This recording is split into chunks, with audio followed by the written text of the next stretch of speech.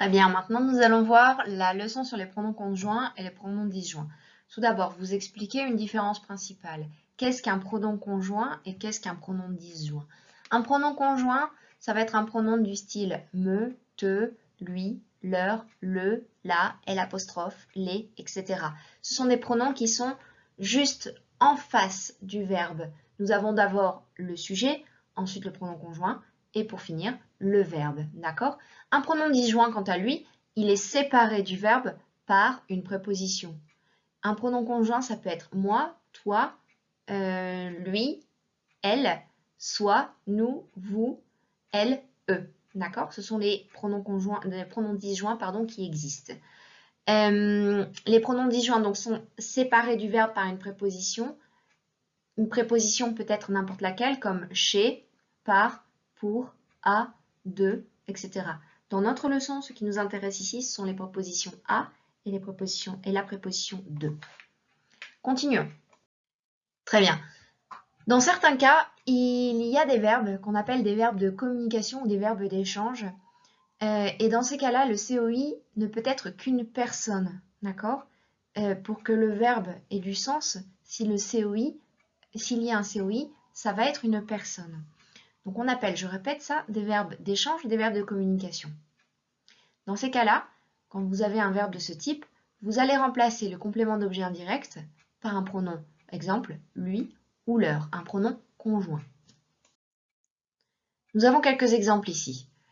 Acheter quelque chose à quelqu'un, téléphoner à quelqu'un, dire quelque chose à quelqu'un, écrire quelque chose à quelqu'un, expliquer quelque chose à quelqu'un, faire confiance à quelqu'un, lire quelque chose à quelqu'un, montrer quelque chose à quelqu'un, obéir à quelqu'un, obéir ça veut dire obedecer, parler de quelque chose à quelqu'un. Nous avons quelques exemples avec le pronom lui et leur. Bon, vous pourriez très bien avoir le pronom me, te, nous, vous, il n'y a aucun problème, d'accord? Mais je vous ai choisi lui et leur pour que vous voyez bien l'utilisation de ces pronoms-là. Je lui achète des fleurs, nous leur téléphonons, ils lui disent quelque chose, etc. Donc faites attention, je répète, le pronom conjoint se place toujours devant le verbe, et c'est le cas donc pour les verbes de communication ou d'échange. Le COI peut être aussi une chose ou une personne dans le reste des cas, d'accord? Ce n'est pas pour les verbes de communication ni pour les verbes d'échange, c'est pour tous les autres verbes. Dans ce cas, le COI qui est une chose peut être remplacé par le pronom i ou en. I si le complément est introduit par la préposition à, en si le complément est introduit par la préposition de. Le COI de personne, quant à lui, va être remplacé par un pronom disjoint, comme à lui, à elle, à eux, à elle, ou de lui, d'elle, d'elle, etc. Nous avons quelques exemples ici, d'accord?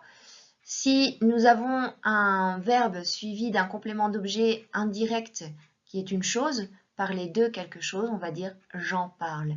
Par contre, si le COI donc est une personne, parler de quelqu'un, on va dire parler de, je parle de. Nous avons le même exemple pour rêver de quelque chose, il en a rêvé, ou rêver de quelqu'un, il a rêvé d'elle. Et nous avons d'autres exemples donc avec des compléments introduits par la préposition à, comme tenir à quelque chose, nous y tenons. Tenir à quelque chose, c'est, on pourrait le traduire par tener aprecio hacia algo, d'accord?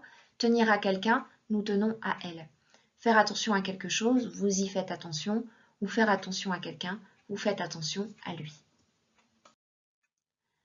Nous avons d'autres verbes de ce type-là, d'accord? Être opposé à quelque chose ou à quelqu'un, renoncer à quelque chose ou à quelqu'un, songer ou penser à quelque chose, songer et penser ce sont des synonymes, d'accord? Ou à quelqu'un, s'intéresser à quelque chose ou à quelqu'un, ici c'est un verbe pronominal, et se joindre à quelque chose ou se joindre à quelqu'un. Autre verbe pronominal. C'est une liste évidemment non exhaustive, il y a d'autres verbes de ce type-là. Si vous tombez sur un verbe de ce type, vous devez toujours vous poser la question, est-ce que le COI peut être une chose? Si oui, c'est un verbe comme être opposé, renoncer, songer, penser, s'intéresser, se joindre. Sinon, ça va être un verbe de communication ou d'échange.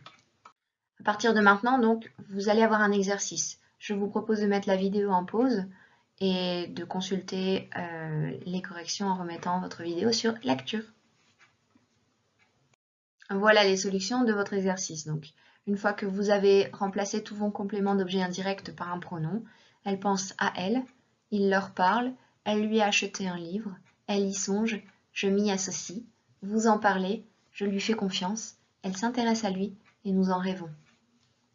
Si vous avez des doutes, si vous avez un problème, s'il y a quelque chose que vous n'avez pas compris, n'hésitez pas à me le dire en classe, à me le demander sur Moodle ou par email directement et je vous répondrai. Voilà, pour finir, je vous repose un petit tableau récapitulatif, un petit tableau peut-être mémotechnique, on pourrait l'appeler, pour retenir cette leçon plus facilement. Si vous avez des verbes de communication, donc j'ai représenté le verbe de communication par un téléphone, vous pouvez avoir donc un COI qui va être uniquement de personnes. Dans ce cas-là, le COI va être remplacé par lui ou leur.